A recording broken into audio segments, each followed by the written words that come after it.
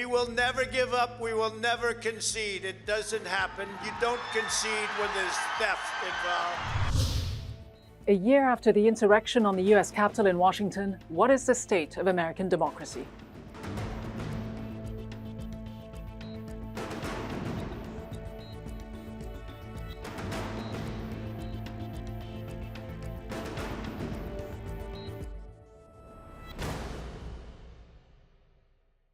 Hello and welcome to Inside America with me, Ghida Fakhry. What defines a democracy, and when does a democracy need to have its credentials re-examined? According to the International Institute for Democracy and Electoral Assistance, IDEA, the United States is at that point. For the first time, the Stockholm-based organization recently added the US to its annual list of backsliding democracies based on a, quote, visible deterioration of democratic norms, which it says began in 2019. The report points to declines in civil liberties and checks on government, and specifically argues, quote, a historic turning point came when former President Donald Trump questioned the legitimacy of the 2020 election results. Trump's repeated claims of election fraud, despite scores of unsuccessful legal attempts to overturn election results in several states, paved the way to the storming of the U.S. Capitol, the symbol of American democracy, on January 6, 2021.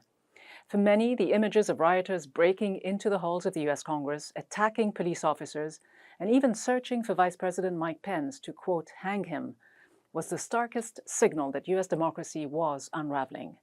And while Trump left the White House without ever formally conceding to his successor, Joe Biden, neither the former president nor his top aides, who played an active role in sparking the insurrection, or Republican lawmakers who supported his claims that the election was stolen, have been held to account. So then, what is the state of American democracy 1 year after the January 6th events, which many have described as a coup attempt? And can democracy be saved without accountability for what happened on that day and since? Joining me now is Laurence Tribe, university professor and professor of constitutional law at Harvard University.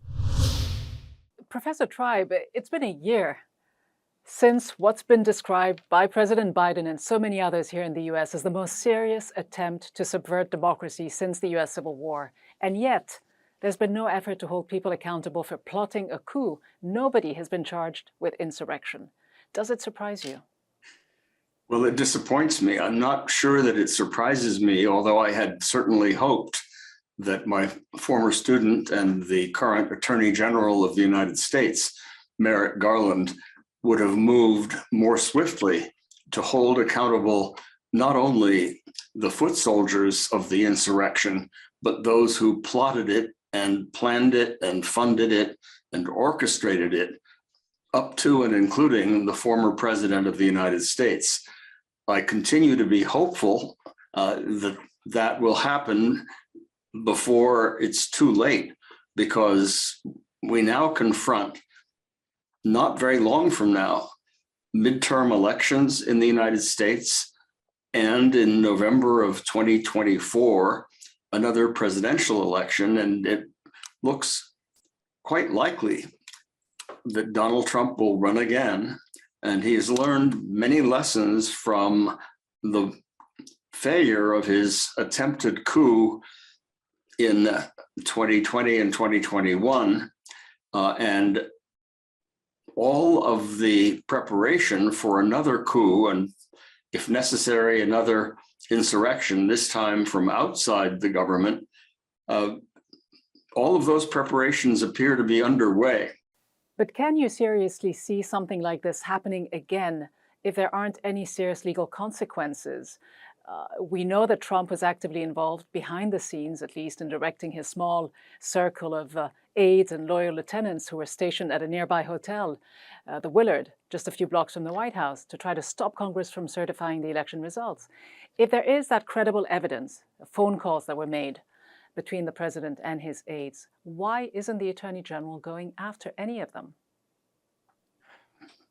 Well, there are several possibilities. It may be that he is going after them, but that it's all been kept very secret, and that a grand jury has been impaneled, and we will suddenly breathe a sigh of relief when we see some indictments.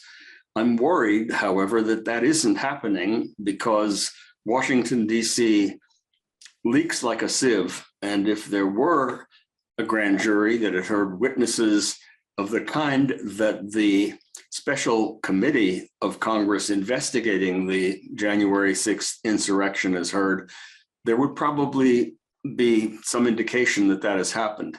It may be that the Attorney General is waiting until the evidence is stronger, but the evidence is overwhelming. And so we have to assume if Merrick Garland is not, in fact, preparing a case against the leaders of the coup and the insurrection, that his reasons are pragmatic rather than legal, because the law is quite clear. The law was broken. Serious criminal offenses involving both seditious conspiracy and insurrection appear to have occurred. The pragmatic considerations, I suppose, would relate to the fear that we will look like a banana republic if one administration goes after the head of a preceding administration. But I'm afraid we will look even more like a banana republic, a failed democracy, if we allow a coup and an insurrection of the kind that almost succeeded last time to go unaccounted for, unpunished. But if that is the case, though, Professor Tribe, if there is such a serious threat to American democracy and everything else that you've laid out, and you've accused Merrick Garland, the Attorney General, of essentially looking the other way, saying that if he doesn't prosecute Trump and the others, the rule of law has basically been thrown out the window. If that is the case, why aren't Democrats doing more about this? Well, I'm one who's doing everything I can. There are other Democrats who are, I think, behind the scenes calling on the Justice Department and the Attorney General to up its game and to proceed with all speed, and not just all deliberate speed, but much faster. I am afraid that our democracy is really in great danger. It doesn't surprise me that the World Index of democracies that are in danger of failing has now suddenly included the United States of America. I don't want to sound alarmist, but the path to tyranny is paved by people who were accused of overstating the threat. I would rather overstate it than understate it. And right now, I think we are in very grave danger of having the American experiment in constitutional democracy and in self-government essentially dissolve. We are facing the possibility of a government that is somewhere between an oligarchy and an autocracy. There are too few people in this country who take seriously how much we would lose if our democracy went over the cliff. And I'm raising the alarm as loudly as I can. I'm only one person. I'm a law professor. I'm an activist only in a limited sense. There's not much that I can do, but I can certainly tell the truth as I see it. But how concerned, though, are you that the next election could be stolen, and that, as many have argued, Trump and his loyalists are already actively laying the groundwork for another coup, and looking at the way he has been able to keep the Republican Party so loyal to him? How concerned are you that they are in a much stronger position this time to steal the election if they tried? I'm extremely concerned, even though he is not the incumbent and does not have the tools of the presidency at his disposal. He has managed to get one state after another to change its voting laws, to replace nonpartisan or at least honest vote counters like Secretary of State Raffensperger of Georgia, with partisans dedicated to declaring Trump the winner no matter what happens. State after state is changing its laws in order to make it possible, even if a majority of the American people overwhelmingly vote against Trump, to have him declare himself the winner. This is not hyperbole, this is real. And I could not possibly be more concerned than I am right now. So if he did decide to run in 2024, Do you see anyone within the Republican Party standing in his way? Could an indictment prevent him from running? I don't think even an indictment would prevent him from running. A conviction of insurrection under the Constitution would make him ineligible to hold any public office. But a trial would take time. An indictment alone would not suffice.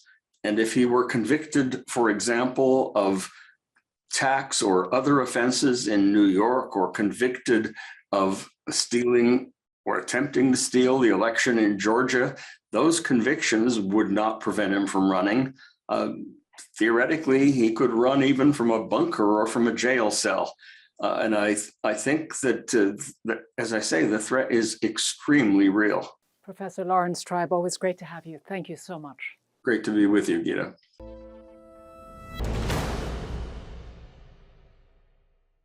Now, in the highly partisan and divided country the US has become, there's very little that Americans agree on. But according to recent polling, more than 75% of Americans believe democracy is under some form of threat, and it's a belief held on both sides of the aisle. Like Laurence Tribe, many believe that threat comes from Donald Trump and those who prescribe to his brand of politics. But Trump supporters believe the former president gives them a voice and speaks to their struggles and their desires. More polling data shows that almost 80% of Trump supporters are at least somewhat dissatisfied with how American democracy is working. To many of these voters, the threat to democracy is not Trump, but what they believe was a stolen election. Yet, despite the Trumpian view of what has become known as the big steal, his electoral loss, Republican lawmakers continue to make moves that actually limit democracy, making it harder for people to vote and easier for state legislatures controlled by their party to certify or not certify election results. This makes some worry that last year's attempt to subvert the electoral process could be a dress rehearsal for what is yet to come. My next guest, though, would dispute that. Hogan Gidley, a former deputy White House press secretary under President Trump, joins me now. Hogan Gidley, how do you respond to those who believe that former President Trump and his diehard supporters are preparing the ground to steal the next election by taking over key local and state election positions in some of the critical swing states here in the U.S.? I'm not sure what critics are saying that, and I don't know what exactly that means. The only people that have the rights and authority and responsibility to conduct elections in this country or decide how they're conducted are state legislatures. And of course, in 2020, that didn't happen because you had rogue attorneys general and rogue governors and rogue secretaries of state making their own rules and laws just days before an election was to be conducted.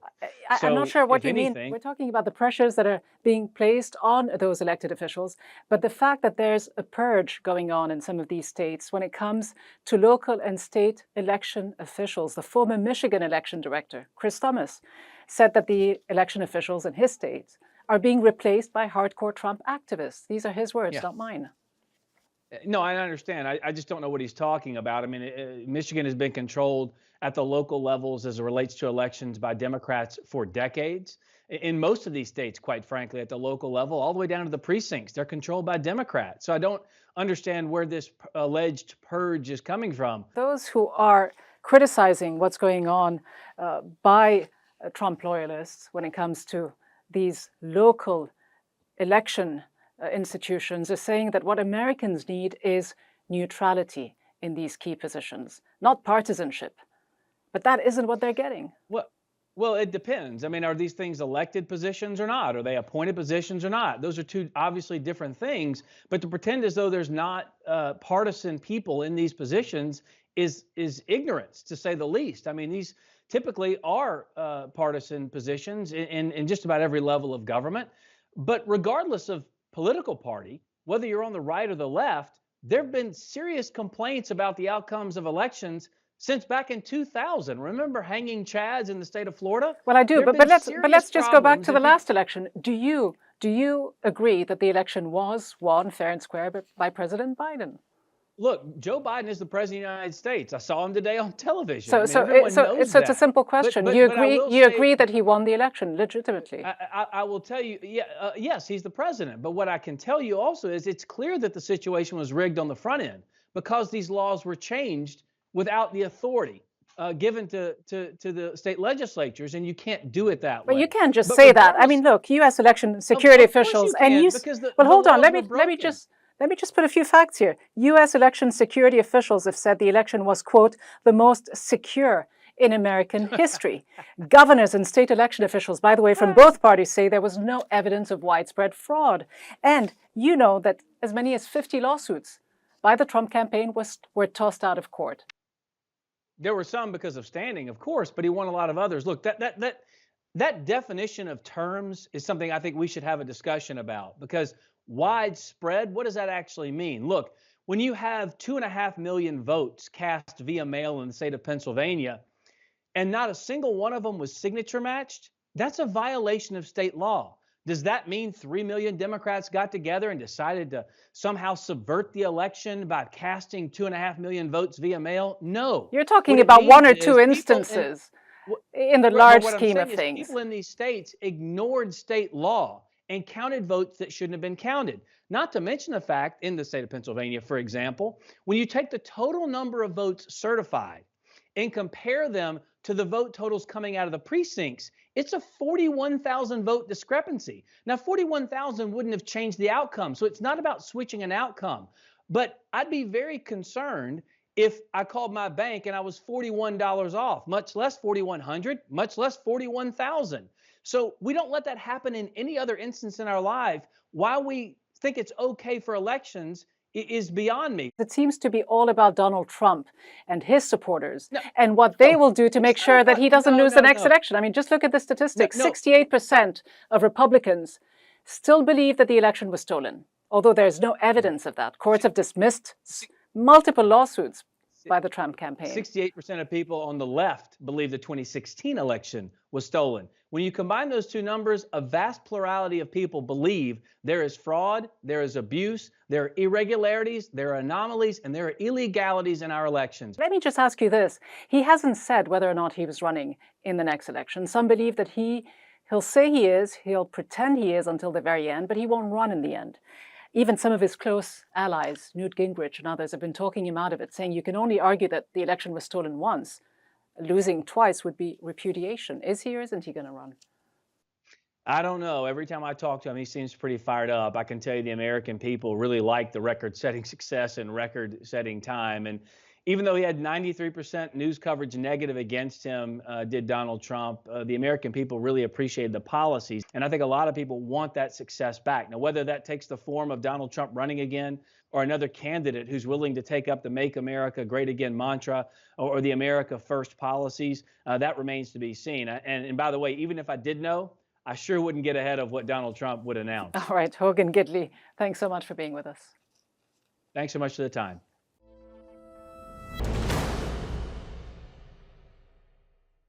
Several months after last year's insurrection, national surveys showed that an estimated 50 million Republicans still believe the false claim that the election was stolen from President Trump.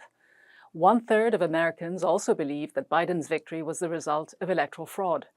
So has the backsliding of American democracy stopped, or is it still teetering on the brink? Joining me now is Ruth Ben-Ghiat, author of Strongmen, Mussolini to the Present, and professor of history and Italian studies at New York University. Professor Ben-Ghiat, in your book, you write about how the US is in a rapid slide to authoritarian rule, from voting rights to free and fair elections. Just how much of a serious threat, though, is American democracy under? Right now, it's very serious. And January 6th, which I consider a coup attempt, further radicalized the Republican Party and exacerbated the situation and made violence kind of part of the menu of the Republicans and how you do politics. And it's simply extraordinary that from November, when he refused to accept the fact he lost the election, Donald Trump tried everything out of the authoritarian playbook to try and stay in office. First, he tried to get the military involved to call martial law, and that didn't work.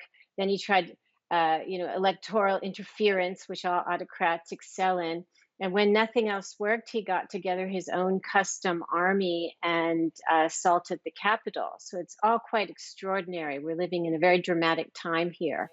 We are indeed, but I mean, this is still one of the most powerful democracies in the world. Surely there are a few robust guardrails in place, aren't there? Is democracy really teetering on the brink? What you find out when someone like Trump comes to power, they're very savvy at manipulating the existing loopholes in the system, finding the weak points. And one of them, of course, which is unusual in America, is that there's so much time left between when someone, from the presidential election to the inauguration, there's several months. And this transition of power is normally a tranquil time, a time of thinking about transitions in American life. But if you have someone of the temperament of Donald Trump, all kinds of bad things can happen. So that's just one example. But you write this, though. You say that the descent into authoritarian rule started before Trump. You wrote this: the GOP lined up with far-right parties around the world and not with traditional parties. The GOP had already moved in an authoritarian direction when Trump arrived to complete its transformation. Is this descent continuing, this backsliding, and how do you avert it? So you're right that the GOP as a political culture was already moving away from democratic values, from accountability, from tolerance of people who don't think like you. And then what Trump did is to impose a kind of authoritarian party discipline on the GOP and add a leader cult. The leader cult is very important. When we think about the power of disinformation, it's quite extraordinary that he's gotten millions of people to believe that he actually won the election. But the history of propaganda shows that if you have a charismatic leader like this, people believe him because they believe in him. And when Trump lost the election, people said, oh, the personality cult will just evaporate. And I said, no, it's not going to. And in fact, he's been out of office a long time now, and he still has incredible loyalty. Now, that said, I think this has been obviously a huge wake-up call. And there's lots of legislation now being proposed in America that is tailored to these weaknesses in the system that Trump opposed. So there's a Protect Our Democracy legislation being introduced that targets abuses of presidential power, such as the declaration of states of emergency and the use of pardon. The word fascism, which is not a word that we traditionally associate with the United States, is now being openly used by many in this country. Is it a fair description of what is going on? People like Trump use, they use fascist methods. And what the history shows is that some of these methods don't change. These methods don't change, like the personality cult. The rules are the same for Mussolini as they were for Trump. But what my research also shows is that there are certain times in history when societies are susceptible to authoritarianism. And one of them is if there's been a lot of change, a lot of social progress. It could be secularization, it could be becoming a multiracial society, workers' rights, women's rights. And it's then that somebody like Trump comes up and says, oh, wait a minute, we've got to turn all this back. And so that's why right now you see a lot of I wrote an article for The Atlantic on lawless masculinity. You see Islamophobia, anti-Semitism rising. And above all, you see people who are determined to have voter suppression and don't want America to continue to be a multiracial democracy. Professor Ruth Ben-Ghiat, a pleasure to have you on the program. Thank you so much. It was a great conversation. Thank you.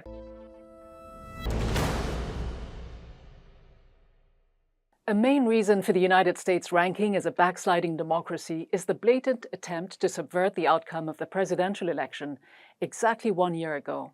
Egged on and actively supported by the President of the United States himself and a majority of Republicans in the U.S. Congress, who at best were conspicuously silent, or worse, echoed the debunked claims of a stolen election, the big steal, Trump's rallying cry. If the events of last January accelerated the decline that was laid bare during Trump's first impeachment proceedings, the sharp turn away from democratic norms signaled what had been unraveling for quite some time: the chipping away at key US institutions, the rule of law and the Fourth Estate, the media, which Trump declared the enemy of the people. Congressional oversight had been tested, its very purpose had been thwarted, US democracy itself fell prey to extremist impulses. And so, in short, while the United States may have been on a slippery, backsliding slope for some years, with a palpable erosion of political civility and norms and a waning of public trust in institutions, chiefly among them the US Congress, it is undeniable that the Trump phenomenon took the genie out of the bottle. From a two-party system, the US has become a country with a front line, like in war, not a system with political opponents, but with foes. The old, sleepy demons, which were not created by Trump, but awakened by him, can be put to rest. But that will demand leadership and vision in both parties, and that is yet to emerge. That's all from me, Ghida Fakhry, and the team in Washington. Thanks for watching.